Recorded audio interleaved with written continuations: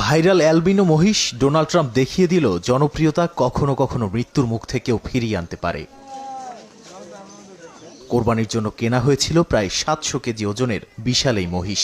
নাম রাখা হয় ডোনাল্ড ট্রাম্প। সোনালী রঙের লোম আর ভিন্নধর্মী চেহারার কারণে কয়েক সপ্তাহ ধরেই সামাজিক যোগাযোগ মাধ্যমে ভাইরাল ছিল মহিষটি। তবে শেষ মুহূর্তে সরকারের হস্তক্ষেপে কোরবানির ছুরি থেকে রক্ষা পায় এটি। ঢাকার এই মহিষকে বাঁচানোর ঘটনা এখন আন্তর্জাতিক মিডিয়াতেও আলোচনায়।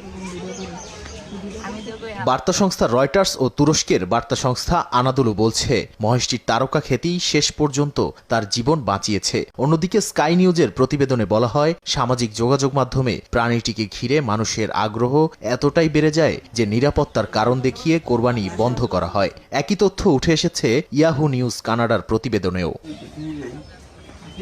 পশ্চিমা সংবাদ মাধ্যমগুলো খবরটি প্রকাশ করেছে বেশ মজাদার শিরোনামে। নিউ ইয়র্ক পোস্ট লিখেছে,